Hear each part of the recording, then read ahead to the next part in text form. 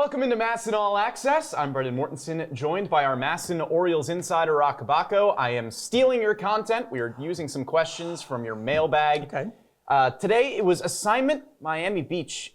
First and foremost, how do you come up with the names for these mailbag segments? I literally spend more time coming up with the sequel names than I do actually answering the questions. It's all movie sequel titles. Thank goodness for Google. Sometimes it's just titles, sometimes it's best titles, worst titles. Electric Boogaloo will never be topped. That's like number one.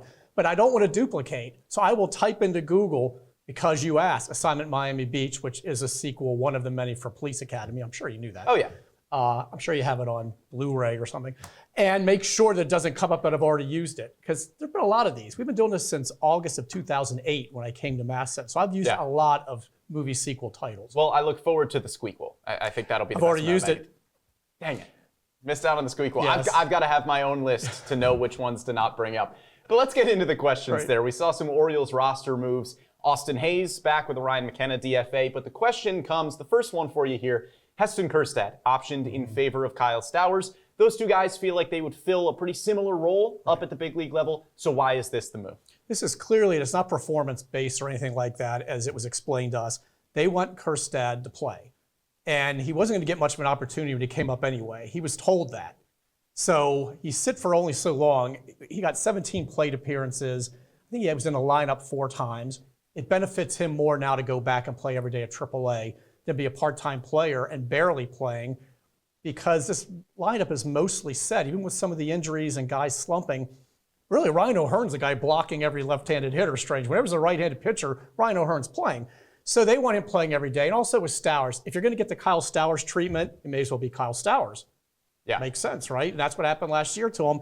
So he'll be a part-timer now, but he is a better defender, which just helps in left field. He hits lefties well, even though he still seems to get platooned. But he actually has splits. He hits lefties really well. But more than anything was, don't let Kjerstad just sit on the bench. Still developing him. Let him go play every day and bring him back when there's an opportunity. Yeah, that's a top 25 prospect in baseball. You don't want him to miss every day at bats. The next question stays in the outfield.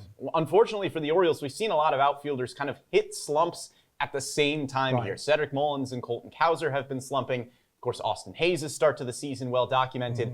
What is your concern level about the production from that group? It's not huge, and I know the club isn't exactly in a panic right now, but the numbers are the numbers. And going into Tuesday, left fielders collectively were batting .201 with a .663 on base plus slugging. Center field, 185 with a .616.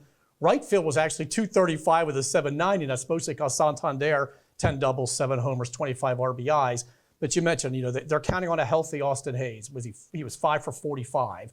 Struggled in spring training. He's had 2 illnesses. He had the calf injury. Mullins in that 5 for 57 slump. Cowser, AL Rookie of the Month in April, then kind of quietly fell into a 7 for 54 since hitting the home run April 22nd in Anaheim, but he's still playing regularly.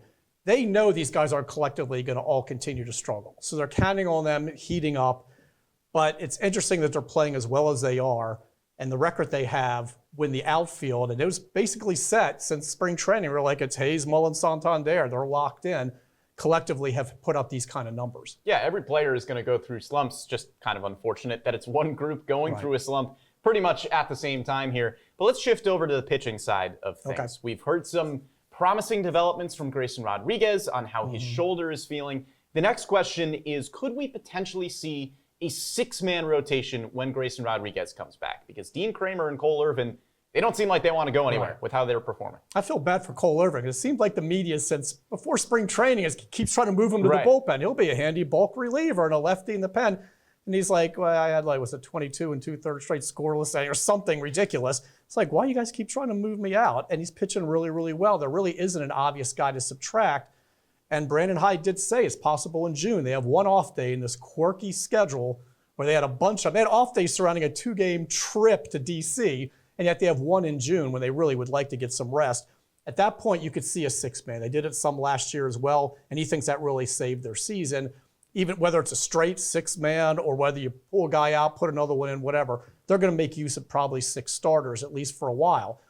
But what if Grayson Rodriguez comes back in May? He's going to throw another bullpen session. If he doesn't go out on an injury rehab assignment, he's going to be pretty much ready. And then I don't know if they go 6-man then, or if they get really, really creative. Somebody would have to drop into the bullpen, and it's a pleasant problem to have but there is not that obvious guy to go ahead and say, well, sorry, you're going to be our bulk guy now, which they don't even need finally because they have Albert Suarez.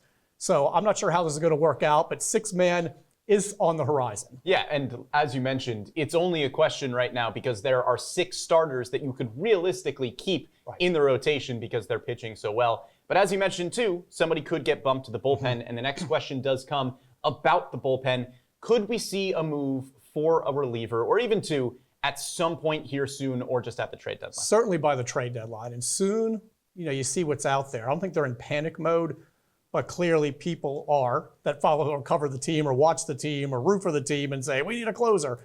I still think they like the bullpen overall, but that's been an area that they thought about they were going to have to address all along. No matter what happened, that was the area they would fortify more than anything. They feel like they've got nice depth in other areas. Bullpen, you figured there was going to be some kind of move anyway, and it could be 2 at this point. Whether it's a pure closer to work in there, whether it's just a late inning, high leverage guy that can close, maybe has some experience, but also can help set up depending on what Kimbrel's doing, depending on what Cano's doing. You've got your lefties and Coulomb and Perez. If the matchups, are they going to keep playing matchups the rest of the season this way, or is eventually Kimbrel going to get another opportunity?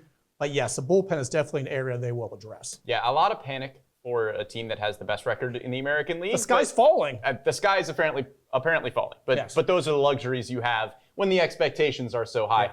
Now, Roch, finally, my favorite question from your mailbag here.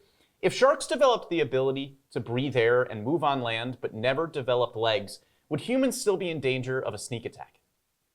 I've thought about this a lot over the years. Yeah. Actually, I haven't. You know what? It's probably a good place to stop. Yeah, I think that's probably a good place to end it. Our MASN Orioles insider, Roch Kubatko. Make sure you're checking out all of his work on MASNsports.com and the MASN app. Roch, we appreciate it. Thank you.